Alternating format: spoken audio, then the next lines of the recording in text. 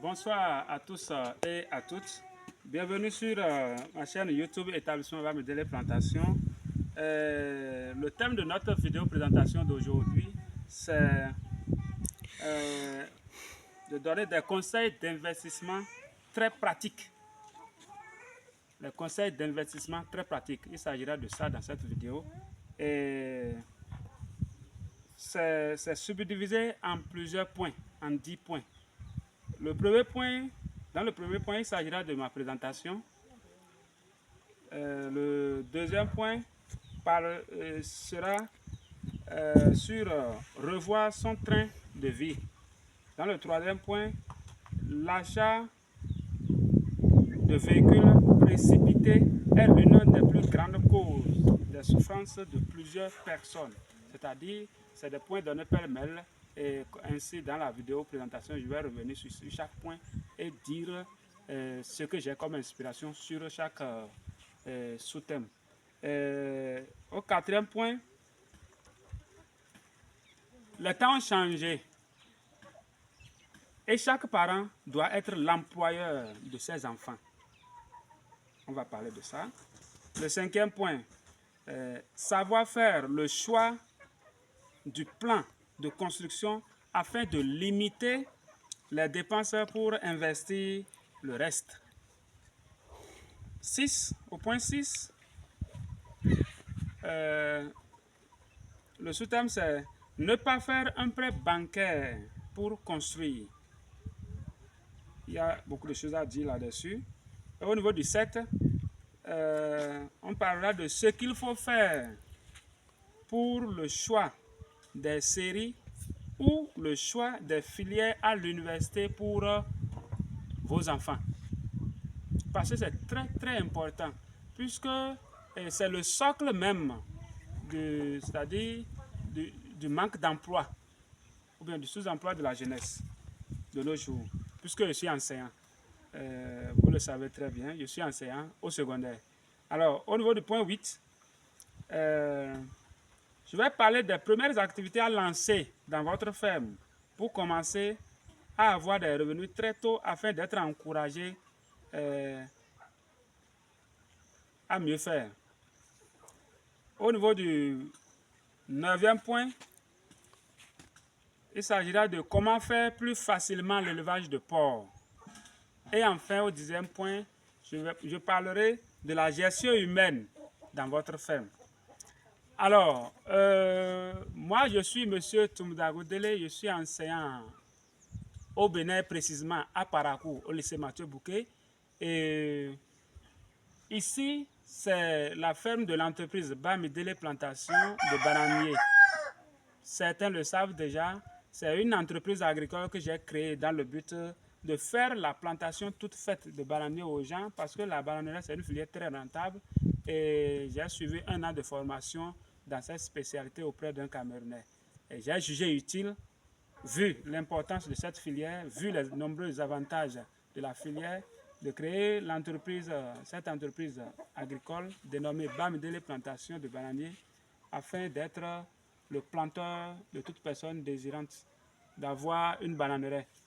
Et là, il est juste question de vous soumettre un devis et je fais tout pour vous, de l'achat des bananiers jusqu'à leur mise en terre de très bonne variété et avec la garantie de remplacement des plants morts après plantation et aussi la garantie de remplacement des plants mâles après la plantation. Donc, je me rassure que mon client n'a pas de perte.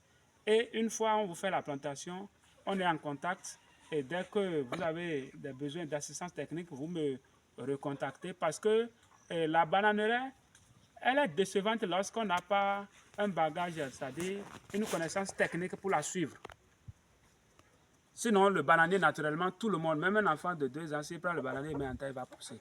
Mais pour combien de temps il sera en train de produire? C'est ça le problème. Alors, quand on vise une grande production, c'est-à-dire avoir assez de revenus avec cette filière, il y a comment suivre la bananeraie pour que ça soit toujours au top avec le rendement. Donc ici, comme vous le voyez, c'est la plantation de l'entreprise, c'est sur environ 1 hectare. Et vous voyez, donc qu'est-ce que j'ai fait qui est encore intéressant? j'ai fait l'élevage, vous voyez la volaille un peu partout là. Il y a des goliathos, les plus locaux, qui sont en divagation dans la plantation, comme vous voyez là. Donc c'est souvent très intéressant de faire ça ainsi.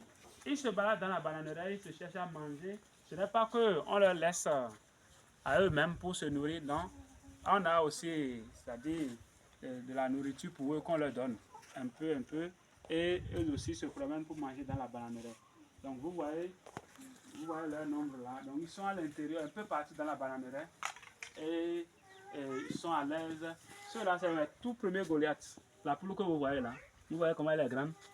J'avais commencé avec une vingtaine, et aujourd'hui, bon, j'ai augmenté suffisamment. Je suis passé à un nombre très supérieur.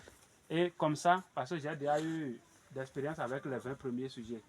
Et maintenant, voilà, c'est ça. Leur dortoir est là. Et nous leur habituons progressivement à comment rejoindre leur dortoir les soirs seuls et ainsi de suite. Donc ici, c'est un mangeoire qu'on a déposé comme ça dans la bananeraie. Vous voyez, les poulets qui viendront par ici vont trouver à manger là et ensuite ils vont continuer. Vous voyez, sous les bananiers, ils s'amusent à creuser, ils suivent des vers, etc. Il y a plusieurs choses qui suivent dedans. Vous voyez là, vous voyez, ils creusent, ils mangent tranquillement et ça évolue. Ça évolue, vous voyez, ils sont à l'aise dans la bananeraie. Donc c'est bien ça. Nous allons faire progressivement un petit tour de ce côté. Le temps que vous visualisez un peu la bananeraie pour mieux être inspiré. Et ensuite, nous allons faire la suite, c'est-à-dire nous allons continuer dans le développement des sous-thèmes que je viens de vous présenter. Donc c'est ça. Vous voyez là, vous les voyez, non? Voilà, ils sont là à l'intérieur, un peu partout dans la bananeraie, un peu partout. Vous voyez? Vous les voyez là, c'est des coquelets. Les coquelets. Vous le voyez. Et qu'est-ce que je fais? Moi, vu que je suis entrepreneur, je voyage beaucoup, je suis sollicité un peu partout sur le plan national et international. Donc, pour acheter, je ne prends pas des trucs, des sujets de 1 jour, 2 jours, 1 semaine, non, non. C'est des sujets de 1 mois au moins, 1 mois, 2 mois. Voilà, comme ça, leur suivi est un peu plus, ça devient plus facile. Mais quand on prend un jour, tout ça, vraiment, il y a beaucoup de travail autour. Et comme il y a des jeunes qui sont aussi dans ce domaine-là, et ils le font. Donc moi, je prends, quand ils sont déjà à un âge donné, 1 mois, 2 mois, et comme ça, c'est plus facile de les suivre. Sinon, quand vous prenez pour 2 jours, 3 jours, vous voulez commencer comme ça, vous allez perdre vos sujets. Ils sont très fragiles. Donc, ils sont très fragiles. Vous voyez là. Voilà. Ici, par exemple, vous voyez cette poule-là. Voilà, par ici, vous voyez cette poule. Voilà, c'est une poule Goliath. Ça fait partie des 20 premiers que j'avais amenés. Voilà. Voilà, les voilà même d'ailleurs qui sont bien de l'autre côté. Vous voyez juste à l'autre côté là-bas. Tous ces grands-là, ce sont ces poulets-là. Voilà. Donc tout ça, c'est pour vous montrer qu'au fait, vous pouvez. Et moi, j'ai cette possibilité de vous aider parce que non seulement je suis planteur international, je suis aussi consultant. Quand je parle de consultant, ce n'est pas que j'ai appris à être consultant, mais j'ai cette capacité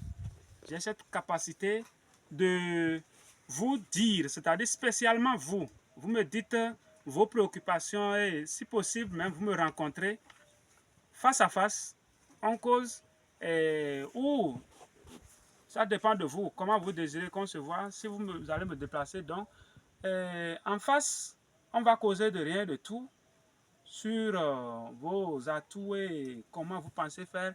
Et compte tenu de ça, je vous dirai la conduite à tenir pour réellement faire ce que vous voulez. Et ça va marcher, il n'y a pas aller-retour parce que je le fais déjà silencieusement. Plus d'une centaine de personnes et qui se sont vraiment lancées aujourd'hui. Ils sont tranquilles dans leur coin et ça évolue. Ça évolue. L'entreprise a un forum WhatsApp, à part la chaîne YouTube, l'entreprise a un forum WhatsApp dans lequel je fais d'autres petites publications que je ne peux pas faire sur YouTube. Donc c'est un peu ça. N'hésitez pas à me contacter pour avoir plus d'idées, plus de solutions, spécialement à vous, pour vous investir, c'est-à-dire pour investir dans l'agriculture et un peu de tout. Vous voyez? Donc, ensemble, vous voyez ici, c'est les bananiers. Ceux-là, ils sont en train de produire. Comme vous voyez là, le régime, c'est en train de produire. Ça, ce n'est pas des plantains. Là où nous sommes ici, ce ne sont pas des plantains. C'est une autre variété. Très demandée sur le marché. Vous voyez ici, ce régime-là, vous voyez, c'est très demandé sur le marché. Et tout ce que je produis, ce sont des bananes bio. Ce sont des bananes bio. Vous voyez là. Donc, nous allons progressivement, au fur et à mesure que nous parlons de notre thème, je vais aussi vous montrer la réalité en face pour que vous compreniez mieux ce que je dis. Vous voyez, ça, c'est une autre variété différente par rapport au régime qu'on vient de voir. C'est une autre variété. C'est une autre variété. Vous voyez. Ici, encore, c'est une autre variété. Et ce n'est pas plantain. Et c'est une banane bio. Moi, je n'utilise pas de l'engrais chimique. Je n'ai pas d'argent pour acheter l'engrais et mettre dans ma banane. Non. Je n'utilise pas d'engrais. Donc, c'est bio. Tout ce que vous voyez là. C'est un régime. Je crois que ça, c'est souvent plus bon de montrer bien. Vous voyez là. C'est encore sur le bananier. C'est pas que c'est récolté pour qu'on dise qu'on a soudé deux régimes. Donc, vous voyez là. Tout ça pour vous rassurer que ce que je suis en train de dire, c'est faisable chez tout le monde.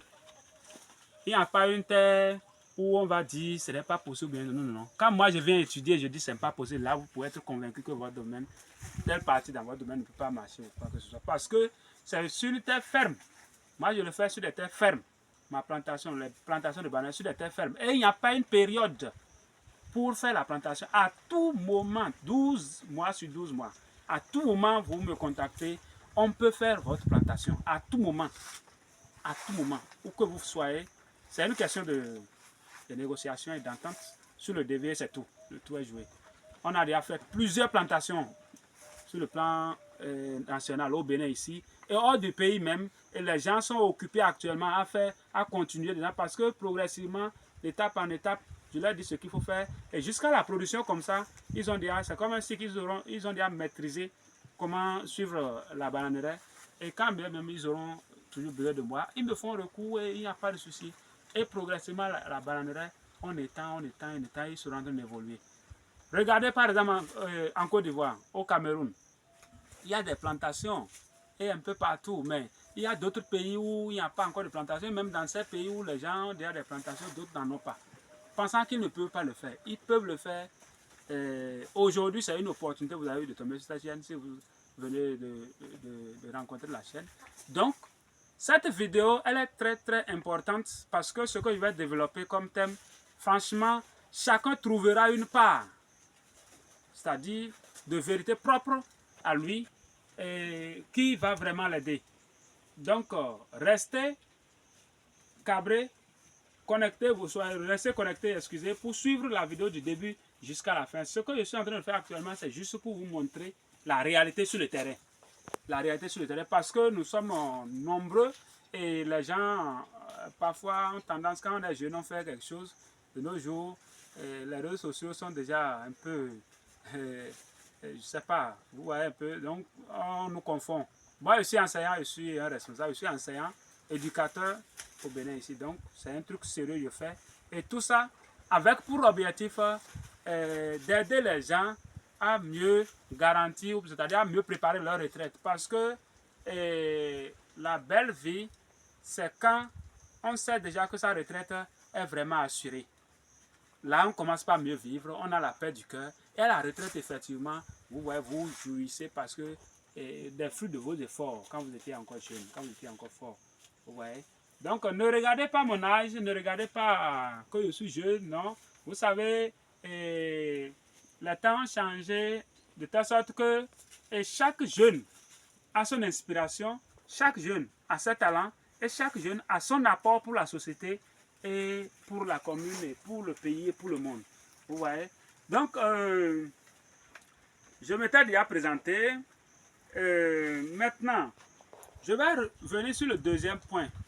Le deuxième point où nous allons un peu évoluer de ce côté.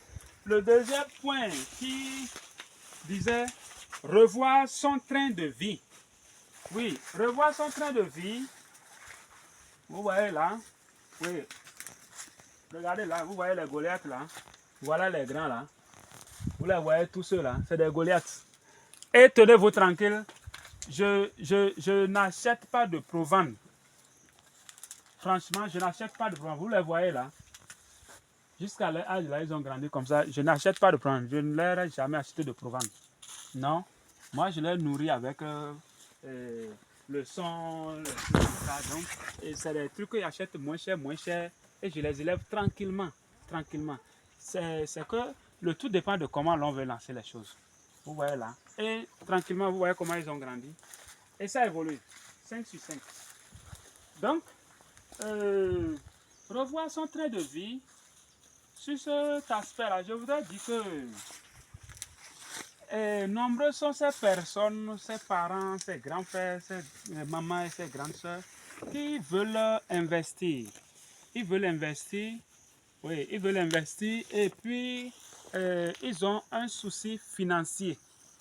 Ils ont un souci financier parce que les moyens leur sont limités. Alors qu'ils ont un objectif, un très bon objectif.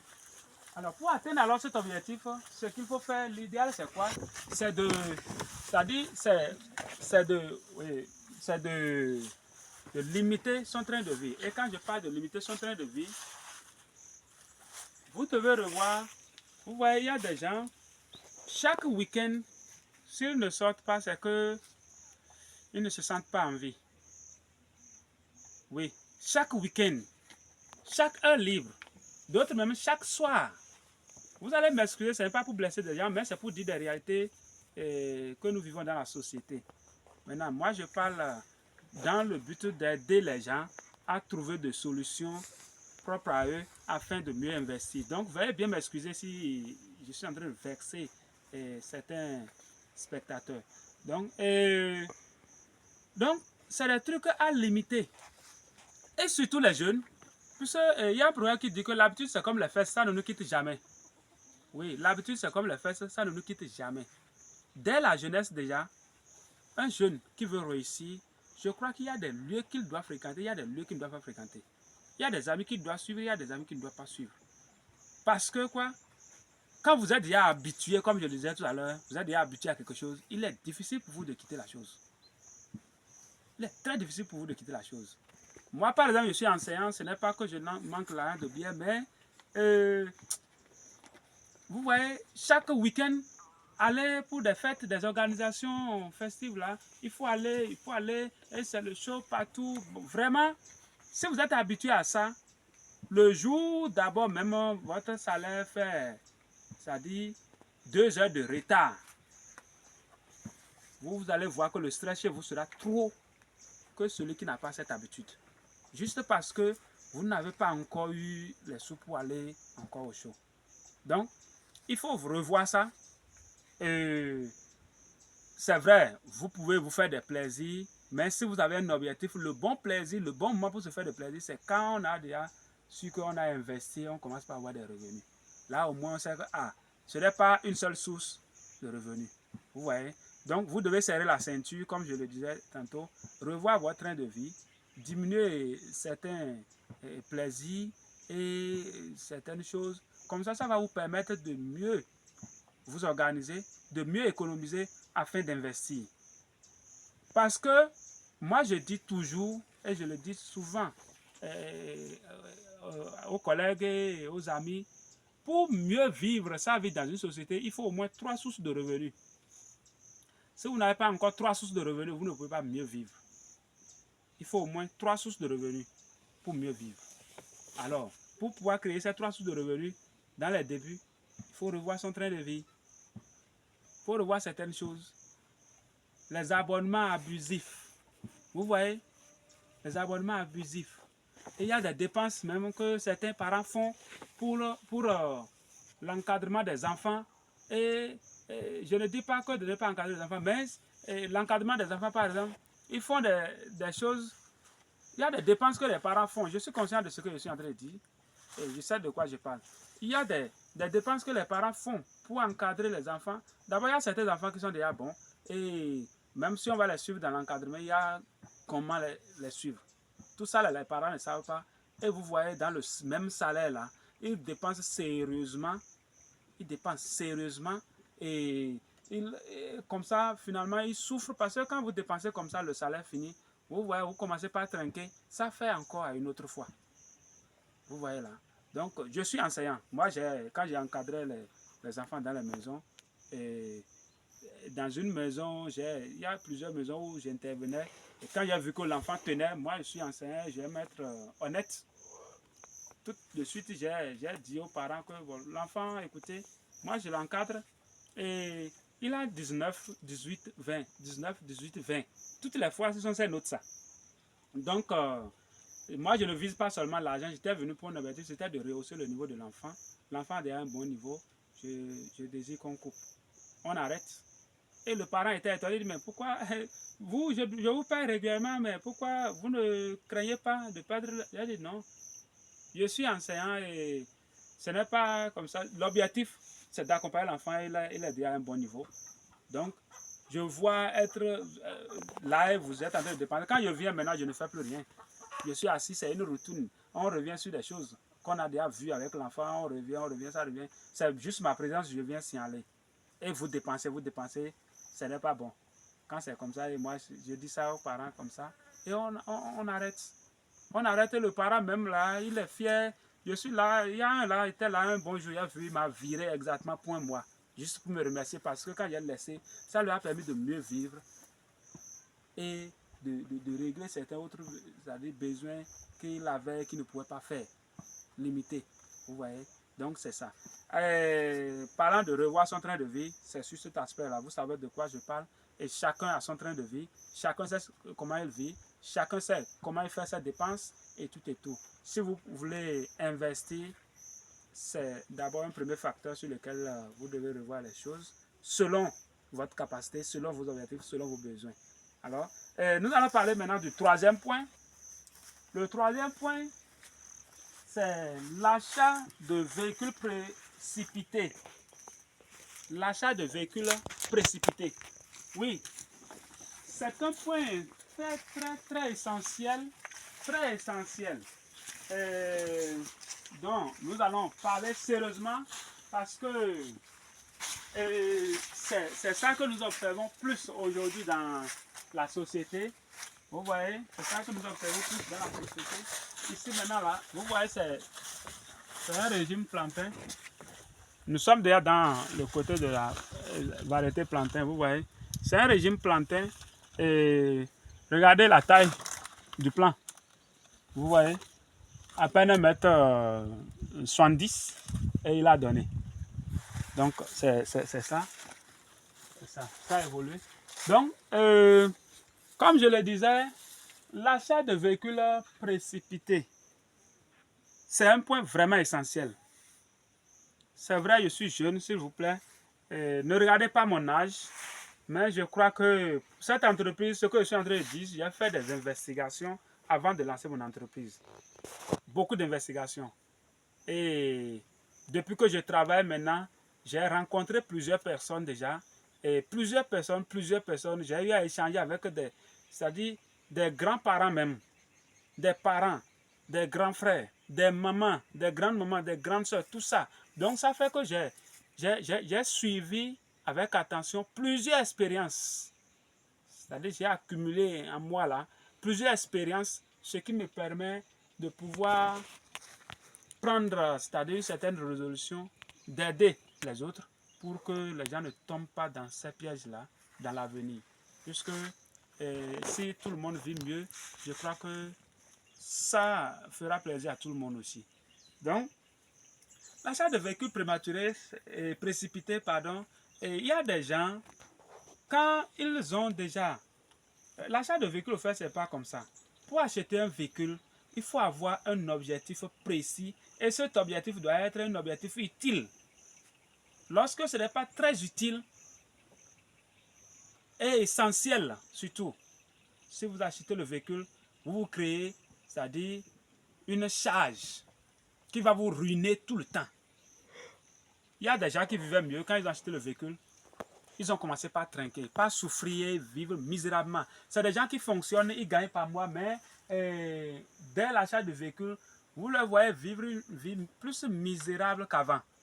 Juste parce que le véhicule qu'ils ont acheté est un gros consommateur. Il ne rapporte pas, mais il consomme seulement.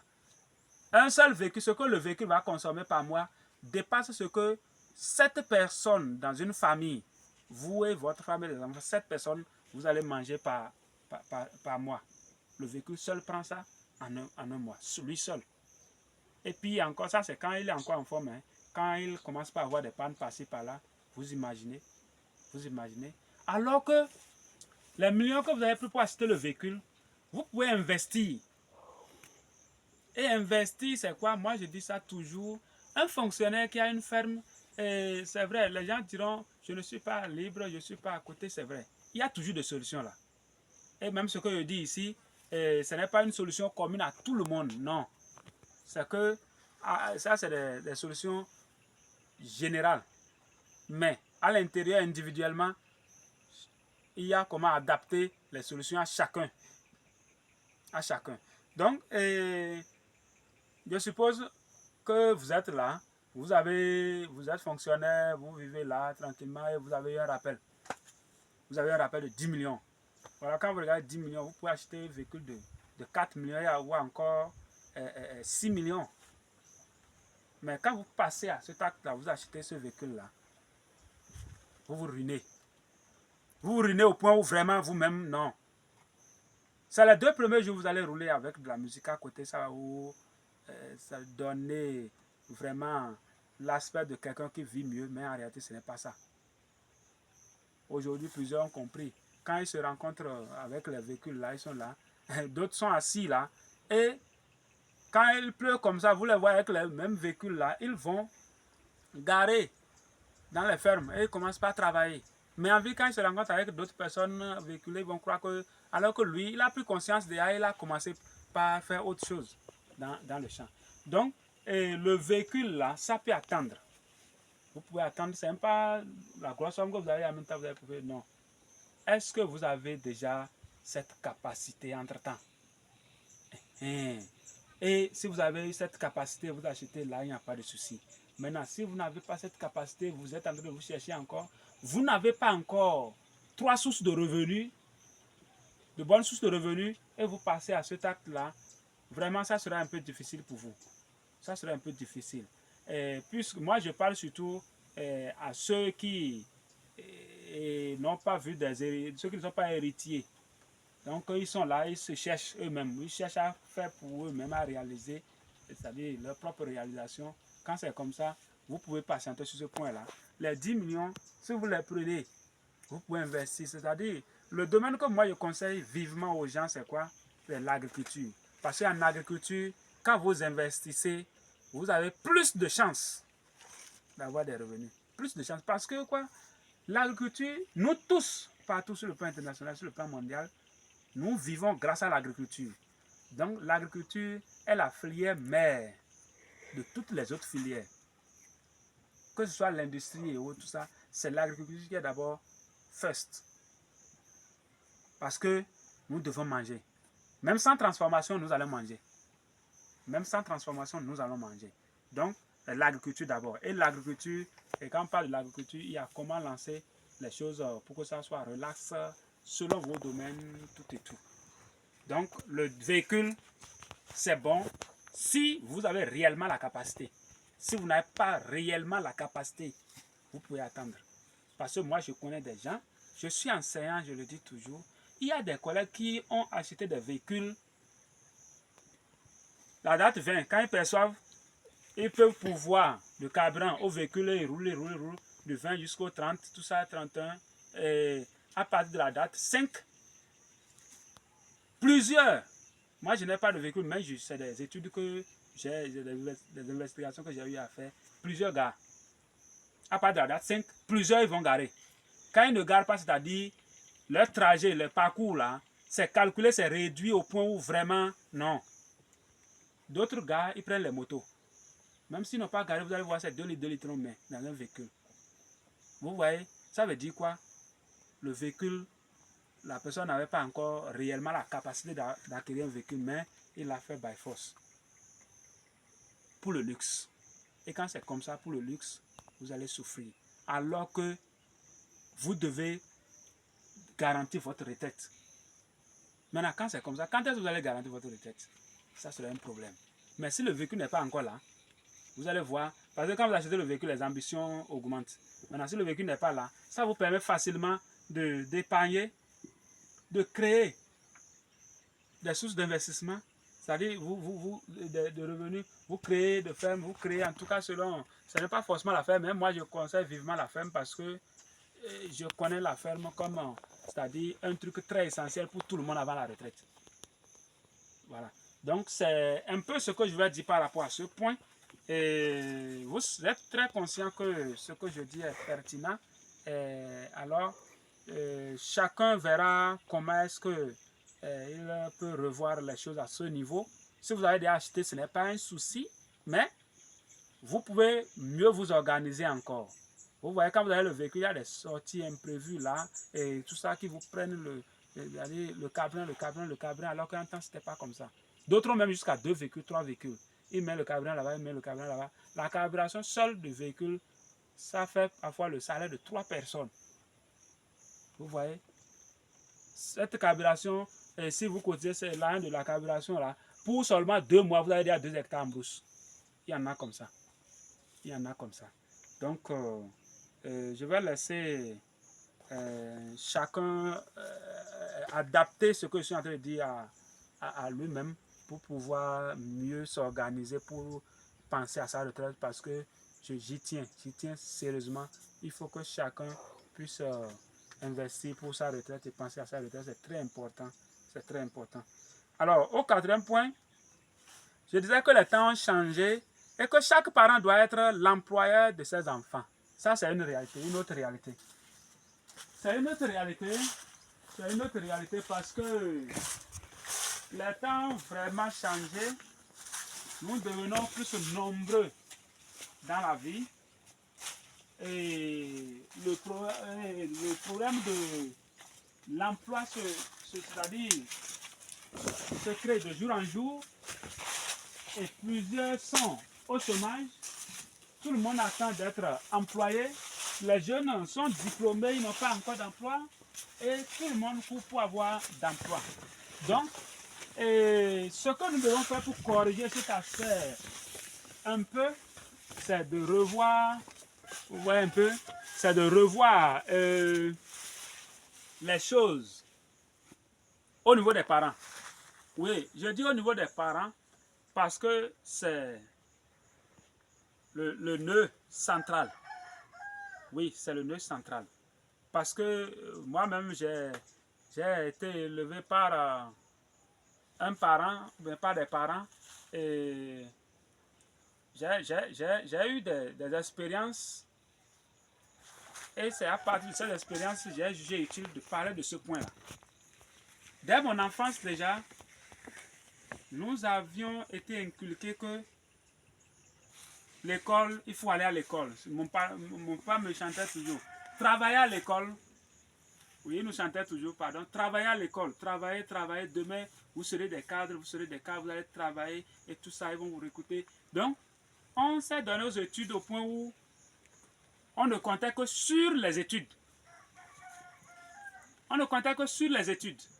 Alors, de cours primaire jusqu'à l'université, tout ça, on a perdu des années avec toujours en tête, c'est le gouvernement qui va me recruter. Le gouvernement va me recruter et quand on a fini, c'était pas comme ça. Vous voyez, il y a déjà, psychologiquement, on est atteint. Les parents aussi, ils sont là, ils voient l'enfant ne travaille pas alors qu'ils étaient sûrs que si l'enfant a des diplômes, il va travailler. Parce que, bon, ils n'avaient pas totalement tort, puisque en leur temps, au temps de l'école coloniale, il y avait peu de diplômés. Et même jusqu'à des années récentes là, il y avait peu de diplômés. Donc les gens avec ce peu même là, on venait les chercher dans leur commune pour aller les employer. Le BPC même, on les amenait en Europe. Et tout ça, vous voyez. Mais les temps ont changé aujourd'hui. Et moi, je vois que un parent qui aujourd'hui, par exemple, investit bien Et quand je parle d'investir bien, chacun a son domaine, chacun a sa spécialité, tout ça. Et à côté de ça, si vous investissez, vous avez déjà créé. Quand les enfants, je prends par exemple l'exemple de la ferme, la bananeraie comme ça. Et pas seulement la bananeraie, il y a d'autres plantations qu'on peut faire. Et vous avez une ferme, si, supposons que vous avez près de 50 hectares. 50 hectares où vous faites la bananeraie et d'autres plantations. La plantation. Après la bananeraie, il y a la plantation des papayers, des orangers que vous pouvez faire. Et à l'intérieur, vous lancez votre élevage de volailles. Maintenant, quand vous faites ceci, vous allez voir, c'est des plantations. Ça grandit. Les enfants, vous les ramenez là-bas. Vous les amenez là-bas par moment. À force d'aller, tout ça, même si dans les débuts, c'est difficile, ils n'ont pas cette passion. Avec le temps, quand ils vont venir faire des petits travaux, là, ils touchent à quelque chose et ils reviennent voir que la chose a produit ainsi. Et c'est eux qui ont fait ça. Ça va beaucoup leur faire plaisir. Vous ne leur direz plus par la suite d'être passionnés de la chose. Ils seront passionnés de la chose par le contact qu'ils ont eu avec les réalités sur le terrain. Donc, il est très important de le faire et de souvent amener les enfants.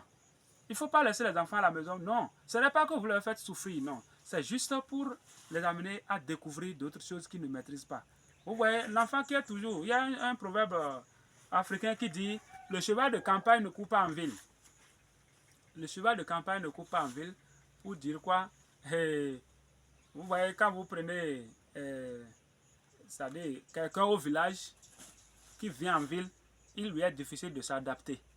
C'est-à-dire, il ne sait pas comment marcher d'abord, comment traverser la rue, c'est un problème, tout ça. Même les animaux, la volaille, quand on les attrape du village, on l'amène en ville, c'est pareil. Tout à l'heure, il peut se faire écraser. Mais les moutons de la ville, les cabris de la ville, personne ne les guide. Ils peuvent traverser la voie, tout ça, donc c'est ça. Donc l'enfant qui est élevé dans la chambre, toujours dans les carreaux, ou bien toujours dans la clôture, la concession là-bas, qui n'est jamais sorti, il ne peut pas connaître grande chose. C'est les études seulement qu'il va connaître.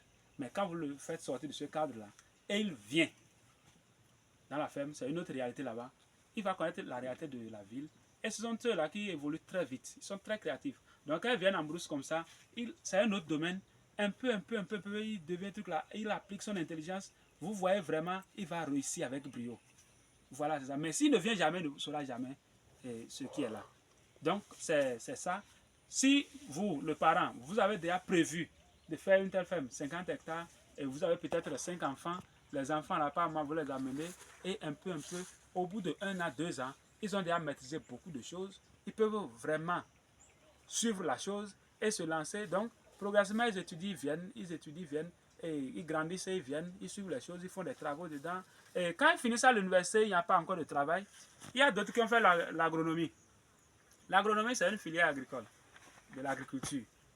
Ils finissent là-bas, ils n'ont jamais eu, c'est-à-dire cette expérience-là laissée à eux-mêmes pour faire ça là. Donc, vous avez de fermes, même s'il n'est pas encore recruté par le gouvernement, ils peuvent venir se lancer tout doucement et il va évoluer. Il va évoluer, s'il travaille bien, il va évoluer dedans. Et c'est comme ça. Donc, vous n'aurez, puisqu'il est occupé, il n'a pas le stress de sous-emploi. Vous aussi, le parent, vous ne serez pas stressé. Vous allez voir que c'est comme si déjà c'est réglé. Il est employé, il peut se faire des centaines de mille là, mensuellement. Et ça va lui faire plaisir, ça vous fera plaisir. Vous voyez? Donc ici, comme je suis en train de parler, je vais vous montrer à côté ici. Nous n'avons pas que la bananeraie. Il y a aussi des orangers à côté. Nous avons des orangers là.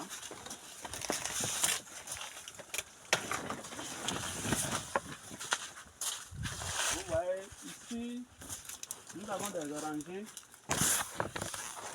Vous voyez là, c'est des orangers. Là. Et ici, vous voyez, on s'amusait, ça c'est un piment qu'on a mis l'année dernière. Vous voyez, il y a l'oranger là. L'année dernière, j'avais mis du piment. Vous voyez, montre-le ici comment ça est là. Vous voyez, l'année dernière qu'on avait mis, maintenant c'est on sèche, c'est pas mort. Et c'est toujours là maintenant. Voilà comment c'est en train de donner. Là seulement. Vous voyez. Et on ne le suit même plus les volumes. C'est des orangers qui sont là. Vous voyez. Ici, ça c'est une jeune plantation. C'est des orangers là. Vous voyez ici, c'est des orangers. Donc pour dire qu'il n'y a pas que la bananeraie, mais quand c'est mis comme ça, les orangers maintenant, depuis qu'on a mis ça, il y a des affaires. Je suis sur ma deuxième récolte avec les bananiers, mais ceux-là, ils sont toujours là, ils n'ont pas encore produit parce que ce n'est pas le même cycle de production. Ouais, mais pour le moment, c'est comme si c'est ignoré. Quand la production va commencer maintenant, vous allez voir, ici on peut avoir de l'orange et là on a les bananiers. C'est le domaine qui est très limité, je n'ai plus d'espace. Sinon, j'allais lancer aussi la plantation des papayers. Parce que les papayers aussi, c'est un truc très bon. Et moi, je conseille les papayers nés qui donnent à 6 mois. 6 mois réellement, ça donne. Donc, vous voyez. Maintenant, si nous évoluons là, vous voyez, la volaille, là, les Goliaths là, sont en plein temps là, dans la plantation. Vous les voyez là. Donc c'est ainsi que ça évolue. Ça évolue tranquillement. Vous voyez de l'autre côté. Ça évolue. Les poulets sont dedans. Les poulets sont dedans. Donc, on est sur le 5e point. Nous sommes sur le 5e point. Et le 5e point parle surtout de savoir faire le choix du plan de construction afin de limiter les dépenses pour investir le reste. Oui, parce que il y a des gens, je vous assure, ce n'est pas qu'ils n'ont pas l'argent, ils ont de l'argent, mais le simple fait qu'ils ont voyagé, ils ont vu d'autres maisons ailleurs, ils ont vu les maisons des collègues, ils ont vu les constructions, de belles constructions ailleurs. Quand ils reviennent, ils veulent forcément imiter cette construction, ce plan-là, ignorant qu'ils n'ont pas les mêmes bases financières. Ils n'ont pas les mêmes bases financières. L'autre a construit comme ça, vous ne savez pas sa capacité. Vous pouvez être dans le même service, mais il peut y avoir des à côté que vous n'avez pas. Maintenant, quand vous lancez ça comme ça, vous allez croire que c'est une petite affaire. Et quand vous allez vous lancer, vous serez en train de finir des millions alors que le bâtiment n'est pas prêt pour intégrer. Il y a des gens qui sont en train de construire, depuis qu'ils sont employés, ils sont en train de construire la même maison. Et ils ont dépensé plus de 20 millions, ils n'ont pas encore réellement fini. Quand vous allez, ce n'est pas encore fini. Donc, tout ça là, c'est des trucs à vraiment, il faut vraiment qu'on y pense pour limiter vraiment nos souffrances dans la société. Beaucoup de personnes souffrent juste à cause de ces erreurs-là. Supposons que vous êtes en location, vous voulez intégrer votre maison. Vous regardez selon vos moyens. La construction que vous pouvez lancer est finie dans les brefs délais. Intégrer, même si vous n'avez pas tout faire là, vous intégrez. Il y a déjà des conditions où le bâtiment peut avoir là. Et c'est que, bon, il y a la honte qui trompe d'autres. C'est surtout ça. Il y a d'autres, c'est la honte qui leur trompe. Moi, j'ai connu des gens qui ont intégré, ils ont fait d'abord une construction banco. En banco, là, c'est en terre battue et non cimentée. Une autorité non cimentée, ils ont intégré avec les enfants. Et sans porte, sans fenêtre. C'est ça que je dis, ça n'est pas donné à tout le monde. Mais ça dépend de l'objectif qu'on a en tête. Donc quand ils ont intégré là, et progressivement, il est là, alors qu'il a son plan. Et il n'est plus en location. Un jour seulement, on voit dans le quartier et dans la parcelle, les gens, ils sont venus faire le plan rapidement. Ils ont fait le plan, ils ont tracé. Les gens ont commencé par travailler. Il a construit une très belle maison là, qu'il a fini immédiatement, ils ont rejoint. Vous voyez d'où est-ce qu'il est parti pour là-bas. Donc il y a tous ces aspects-là. Maintenant, le plan, ce n'est pas forcé de tout, c'est-à-dire, même si vous avez un grand plan, vous pouvez faire d'abord ce qui va vous contenir, c'est-à-dire ce que vous pouvez d'abord utiliser et intégrer, et le reste, progressivement, sans être pressé, vous êtes en train de faire jusqu'à finir. Mais quand tout de suite vous voulez tout faire, vous lancez tout, et vous commencez, vous ne finissez pas, c'est là suspendu, ça fait des années et la famille est encore en location et parfois même, vous m'excusez, d'autres meurent et c'est resté comme ça, le bâtiment n'est pas fini. Parfois, au niveau chénal seulement, le bâtiment n'est pas fini. Les enfants ne peuvent pas intégrer la femme. Vous voyez, c'est la souffrance. Alors que c'était un petit plan, ils auraient intégré et au moins ils auraient réglé le problème de loyer. Donc, ces plans-là, il faut vraiment savoir choisir des plans. Même si vous avez un grand rêve, un rêve d'avoir une très belle maison, commencez d'abord par une petite, vous intégrez, vous êtes limité de stress et les moyens, vous allez mieux épargner pour faire d'autres merveilles. Parce que à part le dortoir en ville, il faut des investissements qu'il faut faire. Il faut des investissements pour les enfants surtout et pour limiter leur souffrance. Parce que ce n'est pas bien que, tel que papa a souffert, que les enfants souffrent aussi comme ça. Il faut que ça soit corrigé. Papa fait, les enfants viennent, ils ont, c'est-à-dire cet avantage, et ça leur permet de plus évoluer, même si vous n'êtes pas à leur côté. Quand ils s'appuient sur vous, ils se lèvent plus facilement. Vous voyez. Donc, cet aspect est très important. Tenez en compte cet aspect-là, et ça va vraiment vous aider. Ça va vraiment vous aider. Et donc, je dis tout ça là parce que c'est compte tenu de mes investigations. Et je ne dis pas forcément que tout le monde sait ça, non. Mais je suis conscient qu'il y a des gens, quand même, qui ont ce problème-là, ce souci-là. Après cela, le point 6, on va parler de... Oui, ne pas faire un prêt bancaire pour construire. Oui, on ne fait pas un prêt bancaire pour construire. C'est une grosse erreur. C'est une grosse erreur parce que la construction est un investissement passif. La construction est un investissement. Vous voyez le bananier là, il est en train de donner. Il est en train de donner. Et c'est comme ça un peu partout dans la bananerie. C'est la production, ça donne. Ça donne tranquillement. Vous voyez. Donc, ici, comme vous le constatez, c'est la toute première plantation. C'est ici on a fait la plantation premièrement. Vous voyez le régime là. Bien gros. Très gros, hein. Très gros. Vous voyez là. Vous voyez les bananes. Bien grosses et bio. Naturellement. 5 sur 5. Vous voyez ici. Ça, c'est des allées. C'est des allées. Donc, quand vous le faites pas, regardez ici maintenant. Le régime là peut vous coûter minimum 3500. Minimum 3. Regardez. Ce régime là maintenant. Si vous avez cette plantation, comment est-ce que ça ne va pas vous aider? Ça va forcément vous aider. Vous voyez les régimes. Vous voyez les régimes là. Donc, c'est sur le site de l'entreprise Bamidele Plantation en question.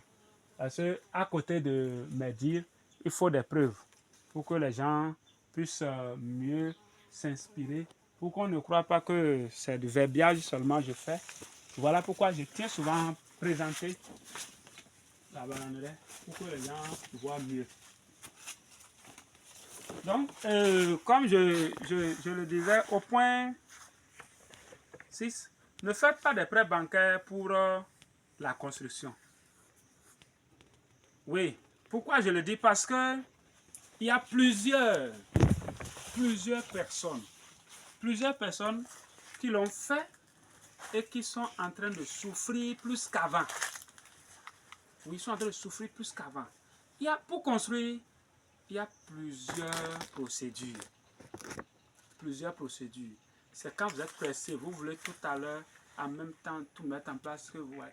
Oui, je parle surtout des prêts à long terme. Oui, il faut que je sois un peu précis. Je parle surtout des prêts à long terme. Les prêts à long terme, oui, c'est de ça que je suis en train de parler. Et pour construire, on peut... J'ai rencontré par exemple un grand homme, c'est-à-dire un fonctionnaire, un supérieur, vraiment fonctionnaire, qui a plus de 400 le mois. Il m'a dit quoi? Que pour construire facilement un bâtiment, qu'est-ce que lui a fait? Mensuellement, il a acheté, par mois, ce mois, il a acheté le sable, le nombre de voyages qu'il peut, il a mis sur le domaine. Sérieusement, un bon nombre de voyages. Ce mois-là, il a acheté. Le mois qui a suivi, il a acheté. Le 3e mois, il a eu l'argent de ciment. Il a payé. Et le 3e mois, quand il a acheté le ciment, il a envoyé les briquetiers qui sont venus faire les briques. Et la limite, tout ça, on avait fini, il a arrêté. Le mois qui a suivi, il a fait les briques, il a terminé, les briques sont faites. Quand les briques sont faites, les briques sont faites du moins, il a maintenant commandé le fer. Il est allé dans une quincaillerie, puisque c'est une entreprise sérieuse, et il a contacté le DG, tout ça, ils se sont mis assis, les documents, tout. Donc, il a dit qu'il va acheter, mais qu'il ne va pas prendre d'abord. Il a acheté, il a tout acheté. Les pointes, tôles, tout ça là, il a les fers. Donc, progressivement, il vient, il paye. Ils ont fait le devis, le point, et il paye. Jusqu'à ce qu'il a fini, c'est là. Le matériel là, il n'a pas encore pris. Et c'est après ça seulement que il a fait confectionner les portes et les fenêtres chez un soudeur. Donc il a remis les sous et ils ont fait. Quand ils ont fait, il a pris. C'est-à-dire si ce mois-là il peut faire pour 5 portes, il fait les portes et il prend, il vient, il dépose à la maison. Le mois suivant, il fait les fenêtres, il prend, il vient, il dépose. Et progressivement, il s'est rassuré qu'il a déjà tout ce qu'il faut comme matériel. Le reste, c'est juste de monter. Et il était limité par les moyens. Il a mis ça en instance. Il s'est préparé. Et ce qui est intéressant dedans, vous pouvez même patienter encore. Vous pouvez vous arrêter, faire une pause de 2 mois sans plus rien faire dans cette affaire et vous relancer encore après. Donc après, il a pris son temps dans un mois. Là, quand il a perçu, il a maintenant contacté le maçon. Il lui a dit, bon écoute, viens, on s'entend, tu vas commencer ma construction. J'ai déjà tout le matériel. C'est la main d'œuvre qui me restait. Maintenant, la main d'œuvre, ce mois-là, je peux te donner comme ça. Ils se sont déjà entendus sur le prix. Et dans ce qu'il peut lui donner là, il lui donnait progressivement un peu au fur et à mesure qu'ils sont en train d'évoluer. Ils sont en train de travailler et progressivement, avant que ils ne disent que ce qu'il a là, comme avant c'est fini, il tendait déjà à la fin du mois. Et c'est comme ça qu'il a encore perçu. Il a relancé les choses. Et avant qu'on ne dise 2 mois, il a fini toute la construction. Parce que les fers sont là. Tout c'est là. Tout est là. Et les ferrailleurs même déjà travaillé. Les fers, tout est, c'est-à-dire c'est là. Il a tout prévu. Et quand ils ont fini comme ça, après pour la charpente, il a appelé le menuisier, il a pris une pause. Et ainsi de suite. Tel que je le dis, il a fini sa construction. Sans prêt. Sans prêt. Vous imaginez, des gens ont fait des prêts comme ça et aujourd'hui, vraiment, c'est pas facile. Et quand c'est pas facile comme ça, chez papa, chez maman, c'est pas facile aussi. Et pour la progéniture, les enfants, ça ne devient pas facile aussi. Alors que d'autres, peut-être, le prêt est fait quand l'enfant est peut-être en 5e. Et comme c'est sur 5 ans, ou bien sur 6 ans, 7 ans, l'enfant a grandi, il a eu le BPC, il a eu le bac. À l'université, on veut lui inscrire dans une école, ou bien on veut lui inscrire, et on est limité par les moyens parce que le prêt n'est pas fini. Vous voyez, et ça va agir sur l'enfant. Parce que donc c'est un peu ça. Vraiment pour faire les prêts bancaires, je ne vais pas trop développer cet aspect, mais je vais rester sur ce point-là. Vraiment, veuillez bien étudier les choses avant de faire. Vous pouvez faire, c'est-à-dire le prêt bancaire à long terme se fait lorsque vous avez déjà peut-être investi, vous savez que vous avez des revenus déjà là. Vous voulez renchérir certaines choses. Hein, vous le faites, vous savez que mensuellement, l'argent vient là-bas, l'argent vient là-bas, l'argent vient là-bas. Vous avez déjà 3 sources de revenus. Donc c'est pour renchérir. Et là même, c'est même bon de faire des prêts à court terme. Ça vous permet de vite payer ça et de vite vous stabiliser aussi et progressivement vous évoluer. Vous payez ça même comme ça sans savoir. Mais pour la seule source de revenus, le salaire seul, et vous lancez un gros prêt comme ça, c'est souvent très difficile. Très difficile. Vous voyez, je suis enseignant et nous avons des élèves que nous rencontrons parfois à l'école et qui vraiment partagent leur situation et avec nous et on compatit à leur douleur et on est obligé de leur apporter des soutiens avec nos maigres moyens aussi. Donc, c'est surtout pour ça que je tenais brosser un peu cet aspect. Et à part cela, nous allons maintenant passer au septième sous-thème. Le septième, c'est ce qu'il faut faire pour le choix des séries ou le choix des filières à l'université. Oui, c'est très important. Le choix des séries, c'est parlant de l'enseignement secondaire. Au collège, pour choisir les séries, il y a des enfants qui sont bons pour faire la A. Quand on dit faire la série A, la série D, série C, série B, il y en a, ils suivent les amis et ils vont en C ou bien en D. Et comme ça, vous voyez, ils reprennent les classes là, ils reprennent. Alors que s'ils faisaient peut-être la A, tranquillement, ils vont évoluer. Voilà, alors ici, dans cette même vidéo, c'est vrai que c'est une entreprise agricole, mais je vais profiter de cette occasion pour parler de ça parce que, d'une manière ou d'une autre, les deux vont de pair. Parce que le papa qui cherche à investir dans l'agriculture et les enfants ont de tels problèmes dans les écoles, ça va agir sur son investissement dans l'agriculture. C'est pour ça que je vais parler de ça. Les parents, d'abord, un enfant qui veut faire la série D doit avoir comme moyenne, c'est-à-dire en troisième, il doit avoir comme moyenne au moins 13. Sinon, ceux qui ont 12 de moyenne, 11, tout ça, je ne dis pas qu'ils ne pourront pas faire. Ils pourront faire avec les répétiteurs, tout ça. Mais, puisque les diplômes ne rassurent pas en même temps l'emploi, ce qu'il faut faire, c'est quoi? Il faut faire une filière où on va vite finir. L'enfant n'a pas le truc là, il finit vite et il est libéré, il va penser à autre chose. Que de le retenir dans une série et il est là, forcé. Ce temps-là est vraiment passé. Ce temps-là est vraiment passé. L'enfant veut les classer où ils vont s'en sortir rapidement. Moi, je les conseille et ils vont sortir très rapidement avec leur diplôme et ils vont commencer par se chercher dans la vie. Et aussi, ça va vous limiter les dépenses. Regardez un enfant qui a 12 de moyenne, par exemple, en troisième, et vous le forcez à faire la D. Là, il lui faut au moins 3 répétiteurs. Et les répétiteurs en sciences, là, c'est au moins, vous voyez, 20 000, 30 000, 25 000, 30 000. Vous voyez, maintenant, dans votre salaire toujours. Et c'est un investissement passif. Alors que si vous le laissez faire la A, même tout seul, là, il peut supporter peut-être la première année ou bien vous lui trouvez seulement un répétiteur pour 2 mois seulement qui va travailler, propulser un peu là, dans les dessins, et il va se lancer facilement. Et il va réussir sans plus avoir de répétiteur. Et seconde, première. Première, encore, vous le trouvez pour 2 mois, ou bien pendant les vacances. À la rentrée, il travaille et il va en terminale. Terminale, vous le trouvez pour 2 mois, 3 mois, ça suffit pour qu'il ait son bac.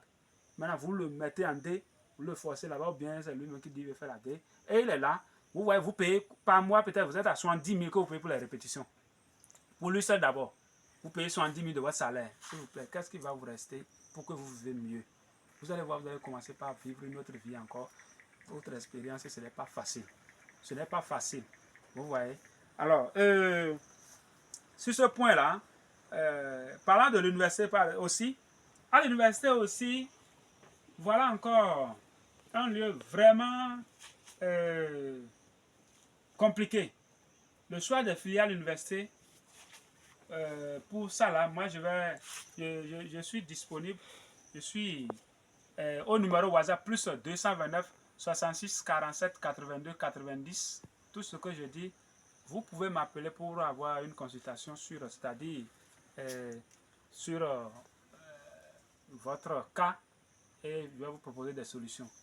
Parce qu'à l'université aussi, quand on choisit mal sa filière, vous voyez, à un moment donné, vous aurez le diplôme, mais ça sera, à un moment donné, vous allez vous dire c'est mieux si je ne faisais pas l'école. Parce que vous avez fait une filière, à la fin, vous voyez, c'est quoi la finalité? Je suis devenu quoi? Je peux devenir quoi? Je peux faire quoi? C'est un problème. C'est un problème. Et au Bénin, ici, déjà, je crois qu'il y a des filières qui sont mieux de nos jours. Et ailleurs, je ne connais pas ailleurs, un peu partout dans le monde, mais je crois que sur cet aspect-là, il n'y a pas, je ne peux rien dire de façon globale comme ça. Ça dépendra de ce que chacun m'expose et je vais le dire, la conduite à tenir. Et comme ça, les gens vont s'en sortir mieux. Vous voyez? Et il y a des enfants les parents ont un peu les moyens, ils peuvent les mettre dans des filières où ils vont évoluer tic-tac, 3 ans, ils ont leur licence. Et puisqu'il a les moyens, l'enfant fait la flash, vous ne dépensez pas, et ça vous permet de mieux vivre et mieux suivre l'enfant. Et il finit ses 3 ans. Avec les 3 ans qu'il finit maintenant, vous avez un peu de moyens maintenant. Ces moyens, vous les utilisez maintenant pour l'inscrire en master. Vous voyez, 2 ans, il finit son master, vous pouvez l'inscrire à l'école doctorale. Et voilà. Parce que plus il a évolué, ça peut lui permettre d'avoir plus d'opportunités. Vous voyez, s'il tient à continuer les études. Maintenant, c'est que et quand vous êtes là, vous voyez, il y a des enfants, on regarde comme parce qu'il a 16 de moyenne, comme il est intelligent, il a 17 de moyenne au bac. Donc on insiste à leur, c'est-à-dire mettre dans des filières vraiment où c'est pas facile. Et l'enfant peut perdre banalement des années là, il est là et vous dépensez sérieusement. Et quand il finit, il revient, on dit, il est tel, il a tel profil, mais il n'a pas quoi faire. Il n'a pas quoi faire, alors qu'il y avait autrement. Il y avait autrement. Vous voyez? Donc tout ce que je dis là, c'est pour vraiment permettre aux gens de mieux organiser leur vie pour le bien de tous. Parce que quand on a un voisin qui a un souci, forcément vous avez aussi le même souci. C'est un peu comme un voisin qui dit au secours, forcément, quel que soit votre degré de méchanceté, ça va jouer sur vous. Donc moi, c'est ce souci-là j'ai. Comment aider les gens à mieux préparer leur retraite? Et un parent qui prépare mieux sa retraite déjà, les enfants aussi vont jouir de ça parce qu'ils pourront déjà commencer par travailler dedans et avoir les revenus dedans et renchérir les choses progressivement. Vous voyez? Donc c'est bien cela. Maintenant, au 8e point, le 8e point c'est de vous parler des premières activités à lancer dans votre ferme pour commencer à avoir des revenus très tôt afin d'être encouragé à faire plus. Voilà. Nous sommes revenus ici purement dans l'agriculture. Dans votre ferme, lorsque vous avez une ferme, vous voyez ici, comme vous pouvez constater ici, vous voyez c'est des allées, hein? C'est des allées. La plantation est vraiment vaste, c'est des allées. Il y a une technique. Franchement, quand on parle de la technique, ne doutez pas. La technique, vraiment, non. Il y a la technique. Et dans la bananerie, la technique, il faut vraiment la technique. Et quand on parle de technique, il y a des innovations. Il y a des innovations. Donc, il n'y a pas un modèle standard. Non. Il n'y a pas un modèle standard. Tel que moi, je fais ma chose, ce n'est pas forcément comme ça que l'autre fait. Parce que les temps sont en train d'évoluer, il y a des innovations, il y a des créations et ça marche parfaitement. Donc ici, dans une autre vidéo, il y a déjà parlé de comment créer une ferme. Ça, je ne vais pas parler de ça aujourd'hui, mais je vais parler des activités. Les activités à lancer.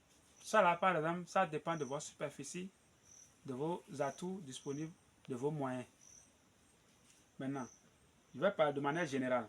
Dans les fermes, si vous avez une grande superficie, vous devez d'abord prendre un côté où vous allez faire des cultures simples telles que le soja, l'arachide, le maïs, les yams, si possible. Donc ces petites cultures-là, vous les faites. Le vanjou ou bien le cassoulet, donc vous faites ça d'abord. Et pour le faire, il faut associer 2 cultures dans le même champ. C'est ça qui sera bien rentable. Parce que quand vous associez 2 cultures, je suppose, le soja peut aller ensemble avec le vanjou. Moi, je l'ai déjà fait. Je ne dis pas que c'est... Je suis en train de parler de ça maintenant. Je l'ai déjà fait, je sais ce qu'il y a gagné là. Je l'ai déjà fait avec mon père en ce temps. Moi, je lui ai dit, faisons comme ça. Il a dit, moi, ça ne veut pas aller où... Non, il a dit, non, faisons. J'ai mis en pratique ce que j'ai eu dans la tête. On a fait, ça a marché effectivement. Ça a marché. Donc, le soja et le vanjou, ça peut aller ensemble. Mais il y a une semence qu'il faut faire d'abord. Entre les deux, le soja ne peut être semé premièrement, non. C'est le vanjou qui sera semé premièrement. Le vanjou peut faire 1 à 2 semaines. Et c'est après ça maintenant que on va suivre avec le soja. Vous semez votre soja normalement comme si c'est lui seul. Vous le semez, c'est-à-dire sur les côtés des lignes. Toutes les lignes, vous semez comme ça. Vous avez votre vanjou et le soja là. Vous les laissez les deux. Ils vont évoluer. Ils vont évoluer, vous allez voir. Quand vous allez récolter le soja, dans le soja, vous aurez déjà vos dépenses que vous avez à faire pour le défrichage, le labour, le sacrage, la semence, le tapage, et etc. Donc vous aurez vos dépenses là. Et il y aura encore un peu de revenus dans le soja. Maintenant, quant au vanjou, tout ce que vous allez prendre dans le vanjou, ça devient des revenus. Garantis. Tout ça, c'est des revenus. Plus le peu qui reste dans le soja, la production de soja, vous allez voir que vous allez réellement profiter. Et ça là, c'est les cultures de 3 mois. Vous voyez, au bout de 3 mois, 4e mois déjà, vous avez déjà vu ça là. Ça, c'est une première récolte. Maintenant, à part ça, quand vous lancez ça, ça c'est l'autre côté, c'est dans votre ferme toujours. Vous devez lancer, si vous avez un bas-fond, vous faites la culture du riz. La culture de riz. Et les choses ont changé aujourd'hui. Ce n'est plus comme avant où c'est... Non. Donc, vous faites votre culture de riz. Et comment faire le riz aussi là-bas, il y a aussi, pour que ça soit facile, il y a aussi cette technique-là. Donc, vous faites votre culture de riz. Et quand vous faites la culture de riz, vous allez voir, au bout de quelques mois déjà, vous commencez déjà par avoir des revenus là. Et ces revenus que vous aurez par-ci, par-là, de ces petites cultures, vous permettront d'avoir les reins solides pour faire d'autres réalisations dans votre ferme. Parce que quand on dit une ferme, c'est dans les débuts que c'est difficile. Quand vous finissez d'investir, de mettre les points sur les i un peu partout là, à un moment donné, vous n'avez plus de dépenses, mais c'est plutôt la ferme qui vous rapporte des revenus et vous venez renchérir certaines choses. À un moment donné, quand tout est au point, c'est des revenus seulement que vous avez. Maintenant, à côté de ça, j'y tiens très sérieusement. Il faut faire la plantation des bananiers. Il faut avoir une bananeraie dans une ferme. Une ferme où vous avez un puits, ou bien un forage, ou bien une source d'eau, et vous n'avez pas de bananeraie, c'est une très grosse perte. Oui, c'est une très grosse perte. Donc, il faut avoir une bananeraie. Et la bananeraie, elle est très rentable et vraiment très géniale. C'est un plan que Dieu a mis à la disposition de tout le monde pour l'aider. Même le plus démuni du monde, s'il prend juste un seul bananier, vous voyez, juste un seul bananier comme ça, il peut se faire de l'argent avec le temps. C'est une question de temps et ça dépend. C'est-à-dire, les revenus sont en fonction de comment vous commencez ça. Par exemple, celui qui commence avec 500 par exemple, vous voyez, moi j'ai commencé avec plus de 1000. Donc, avec 1000 plans et celui qui commence avec 100, ça ne peut pas être la même chose. Mais, à la longue, chacun aura sa dose. Chacun aura sa dose, ça c'est clair. Donc, regardez les bananiers quand vous faites comme ça maintenant, et ça commence pas à donner. Il y a des endroits ici où on a déjà 3 régimes dans un poké, 3 régimes en place. Donc les 3 l'unité qu'on va vendre à 3500 francs. Vous voyez, CFA. 3500 francs CFA, l'unité. C'est-à-dire un régime. Fois 3 là d'abord. Vous voyez déjà à peu près les revenus. Si ça évolue ainsi. Et progressivement comme ça. À part maintenant les rejets. Les rejets que vous voyez là maintenant, lorsqu'on en a en quantité, les gens viendront acheter. Vous allez revendre. Et si vous avez plus de superficie, vous allez étendre. Donc il y a assez d'avantages là. Assez d'avantages. Assez. Et la banane est très demandée. Très. On a des espaces inexploités. Les gens ont fait des clôtures, c'est là inexploité. Et dans les maisons, les gens ont des espaces où ils peuvent mettre quelques bananiers, mais c'est là inexploité depuis des années. D'autres disent, je vais faire des ateliers ici. Je vais faire un bâtiment pour ma chambre et pour ma femme. Ou bien je vais construire pour mon enfant. Et c'est là depuis 5 ans, 6 ans, 7 ans, rien n'est là. Vous pouvez lancer une plantation là. La plantation, c'est 6 mois, 7 mois, 8 mois, vous avez la production. Même si c'est sur 2 mois, vous allez voir, vous gagnez déjà là. Maintenant, si vous n'avez pas aussi des moyens, la petite portion qui est chez vous là, on lance la plantation, même si c'est 20 plants, 25 plants, on appelle ça une plantation source. À partir de là, jusqu'à la première production, vous aurez des rejets. Et ces rejets vous permettront maintenant, c'est-à-dire là, on prélève et on commence par faire la plantation à la ferme, progressivement à partir de vos propres rejets. Vous voyez, c'est la variété qui compte. On commence par faire la plantation. De là maintenant, jusqu'à la ferme, les 25 plants que vous aurez déjà fait à la maison là, vous permettront même de faire une plantation de 2 hectares, voire plus à la ferme. Parce que ça génère des rejets à chaque moment. Vous voyez. Puisque quand on plante ça dans les rejets, on enlève, on va planter. Ça pousse, ça donne le régime là-bas, ça donne le rejet. Ici, ça pousse, ça donne le rejet, ça donne le régime. Vous voyez là où on va. Donc, c'est ça. Il y a trop de revenus dessus. À part la bananeraie, la plantation de papayers nains, c'est très rentable aussi. C'est très rentable aussi. Seulement que là-bas, ce n'est pas comparable à la bananeraie parce que ça ne se multiplie pas. Mais c'est rentable. 1 plus 1 en mathématiques simple, c'est égal à 2. Donc si vous faites la bananeraie, vous faites aussi les papayers là. Vous voyez les papayers, imaginez, vous avez 100 papayers. Et les papayers là donnent. La bananeraie donne de l'autre côté. Vous récoltez ici, vous récoltez là-bas. C'est des fruits, ça coule partout. Et vous savez ce que les fruits font pour l'organisme humain. Quand on mange assez de fruits, vraiment c'est très bon. Donc tout le monde aime les fruits. Vous faites là-bas, vous faites ici. Voilà. Et tout ce que nous disons, après les papayers, vous pouvez faire les orangers. Des 3 filières, bananeraie, papayer, oranger, c'est les orangers qui durent avant la production. Mais quand vous lancez tout ça, vous avez les bananiers, vous avez déjà fait votre champ là-bas, vous avez les bananiers, vous avez les papayers. Les papayers vont commencer un peu par donner, le mois qui suit en même temps les bananiers vont donner. Et les orangers, c'est 2 ans, 3 ans. Ils vont commencer par donner, ceux qui sont les trucs là, donc ils vont commencer par donner. Et à un moment donné, vous voyez, à chaque moment, vous avez de récoltes à faire. Quand ça commence. Tantôt, vous verrez, si ce n'est pas là-bas qui est prêt, ici, il faut prendre, et c'est à vendre, là-bas, c'est à vendre. Ça vous permet de mieux vous équiper. Et ça vous permet d'avoir les reins solides pour faire, c'est-à-dire vos petits besoins ailleurs. Voilà. Donc, dans les fermes, il faut penser à ça. Vous pouvez lancer ça ainsi. Vous pouvez lancer ça ainsi. À côté de ça aussi, vous devez faire l'élevage de la volaille. Oui, vous devez faire l'élevage de la volaille. Et actuellement, vous voyez, c'est la pluie déjà, c'est la pluie qui est en train de tomber. C'est ça. Les bananiers sont à l'aise, sans souci. Je suis là maintenant, la pluie ne tombe pas sur moi. Grâce au feuillage des bananiers. Vous voyez, c'est les avantages. Donc, l'élevage de la volaille. La volaille, quand vous les lancez comme ça, ils sont dans votre plantation, ils vont se nourrir des vers de terre, d'un peu de tout, et ils seront en train d'évoluer. Progressivement, ils seront en train d'évoluer. Le jour où vous-même, vous avez besoin d'une volaille ou bien de quoi, vous venez là, c'est vos propres volailles. Parce que l'espace qu'on a, vous voyez dans la plantation comme ça, s'il n'y a pas de volaille, c'est des pertes. C'est des pertes, vous voyez, c'est des pertes. Voilà pourquoi il faut les élever, parce qu'il y a des vers de terre là que la volaille va se nourrir avec. Donc, c'est ça. C'est ça.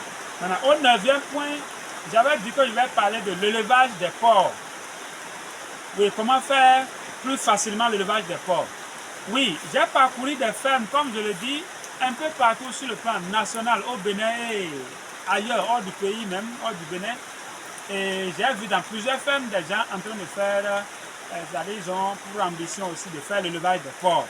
L'élevage des porcs, pour faire l'élevage des porcs, c'est un cycle.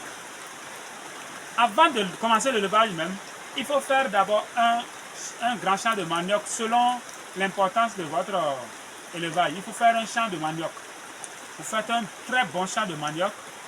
Et quand vous faites un champ de manioc comme ça, déjà, quand à l'approche des récoltes, vous lancez votre élevage et dans les débuts, vous leur achetez à manger, c'est-à-dire les farines de moulin, tout ça, en tout cas, vous leur nourrissez.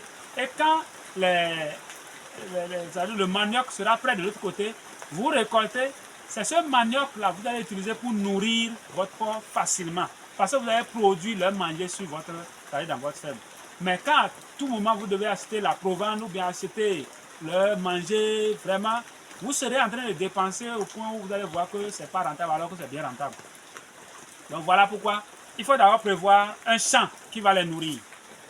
Si vous avez un champ qui va les nourrir, et maintenant quand vous faites comme ça, c'est du champ là, vous allez avoir les trucs, vous n'allez plus acheter. Peut-être c'est la terre qui va produire ce que vous allez récolter. Vous semez, vous récoltez et vous allez voir c'est moins cher.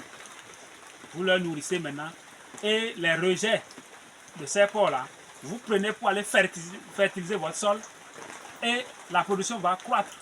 Et progressivement, ça revient encore, ils vont manger.